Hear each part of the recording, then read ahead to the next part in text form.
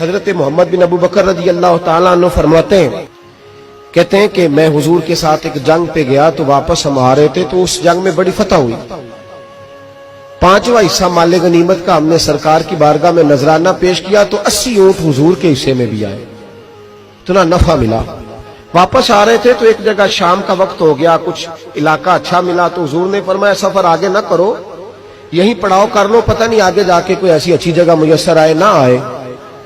حالانکہ حضور سارا کچھ جانتے ہیں پر تعلیم امت کے لیے فرمایا یہی. کہتے خیمے لگ گئے، رک گئے، ایک ایک خیمے میں 2-2 4-4 آدمی.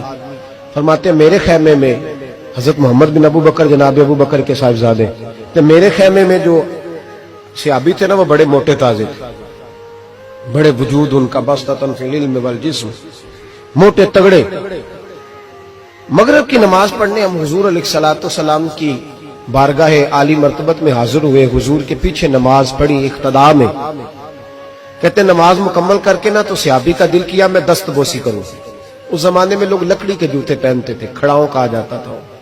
حضور کے قدمین شریفین پر نالین مقدس نہیں تھے اور حضور کا وجود نا بڑا نازک تھا. صحابہ کہتے ہیں جب دست مبارک میں ہاتھ ملاتے تھے تو حضور کا دست مبارک کستوری سے زیادہ خوشبو والا ہوتا اور برف سے زیادہ ٹھنڈا ہوتا.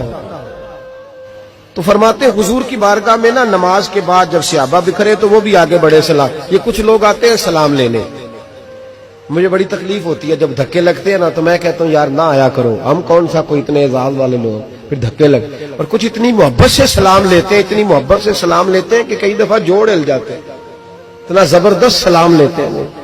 پیچھے کھڑے ہوتے ہیں تو ہاتھ کھینچ لیتے ہیں. اب وہ طبیعت بھی نہیں چاہتی کہ کسی کو کچھ کہا جائے، لیکن وہ بعد میں محسوس ہوتا ہے کہ یہ محبت ہوئی ہے اور محبت میں معاملات بڑے دور نکل جاتے ہیں. کئی دفعہ وہ سلام لینے کے لیے جب آگے بڑھے نا تو جوش میں دوڑ کے آگے بڑھے. حضور کے دستے مبارک کو چوما، لکڑی کے جوتے پہنے تھے، حضور کے قدم مبارک پہ جوتا نہیں تھا. انہوں نے اپنے پیر سے حضور کا پیر دبا دیا. تو جو ہے میری بات پر، یہ باٹا کے جوتے پہننے والا جب کسی کا پیر دباتا ہے نا اور بندہ بھی تگڑا ہو تو ایک دفعہ سمجھ آتی ہے کہ کسی نے پیر دبایا ہے. تو محبوب کے دستے مبارک میں چھڑی رہتی تھی، سنت مبارکہ ہے چھڑی رکھنا، آسام مبارک. جب اس صحابی نے پیر دبایا نا تو نبی پاک اب وہ چھوڑ بھی نہیں رہے، دیر ہو گئی، پیر پہ پیر رکھ کے کھڑے. تو تکلیف محسوس کی سرکار نے تو چھڑی پیٹ میں چبھائی، فرمایا یار میرا پیر تو چھوڑ دے. اب وہ پیچھے ہٹے تو بڑے پریشان ہوئے کہ یہ مجھ سے کیا ہو گیا، کانپنے لگے، رونے لگے. حضور نے فرمایا کوئی بات نہیں جاؤ. صحابہ نے بھی ذرا گھور کے دیکھا، محبوب نیچے بیٹھ گئے، اپنا قدم مبارک دبایا. حضرت محمد بن ابو بکر کہتے ہیں ہم اپنے خیمے میں ہم لوگ چلے گئے. عشاء کی نماز بھی حضور کے پیچھے پڑھی پر وہ صحابی ساری رات سو نہیں سکے.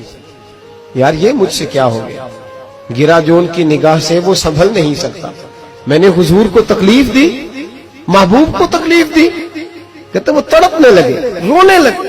یہ مجھ ساری رات میں تسلی دیتا کہ یار وہ کوئی ایسی ویسی بات نہیں، اللہ نے ہمارے محبوب کو رحمت للعالمین بنایا اور حضور جانتے ہیں کہ تو نے جان بوجھ کے ایسا نہیں کیا. لیکن وہ اندر کا جو ہے نا وہ ماحول وہ ان کو سونے نہیں دیتا. کہتے ہیں سحری کا وقت ہوا تہجد کا تو سیدنا بلال حبشی آئے، خیمے کے باہر کھڑے ہو کہنے لگے بندہ کدھر ہے جس نے کل مغرب کے وقت حضور کا پیر دبایا، کدھر ہے؟ کہتے ہیں اب تو وہ اور ڈرے اور کہنے لگے لگتا ہے میری مذمت میں قرآن آ گیا. محبوب کی غیر ارادی بے ادبی بھی اللہ کو پسند نہیں. کہا لگتا ہے آیتیں آ گئی، پتہ نہیں میرے بارے میں کیا حکم آیا ہوگا. آپ اپنے ابا سے کہہ کے میری سفارش کرائیں گے، جناب صدیق اکبر سے کہیں گے کہیں ایسا نہ ہو کہ میری دنیا بھی جائے اور آخرت بھی جائے. کہتے تڑپتے سسکتے درے رسول پہ پہنچے، سحری کا وقت حضور تشریف فرما ہے. کہتے اب میں اور وہ منتظر تھے کہ کوئی ایسا حکم آئے گا، پتہ نہیں کیا بنے گا اور اس حکم کے معاملے میں پھر کہاں تک بات جائے گی. قربان جائے جب حضور کے سامنے کھڑے ہوئے تو سارا کچھ جاننے والے محبوب نے اپنی امت کی تعلیم کے لیے فرمایا بھائی عشاء کے بعد ہی تجھے بلانے کا ارادہ ہوا تھا، پھر خیال آیا کہ تو کہیں سویا ہوگا، سحری میں لوگ اٹھ جاتے ہیں تہجد کے لیے، اس لیے تجھے بلایا ہے. فرماتے اب انتظار تھا کہ وہ بڑی بات آئے، ڈر رہے تھے، لیکن قربان جائے نبی پاک نے پیر دبانے کا ذکر ہی نہیں فرمایا.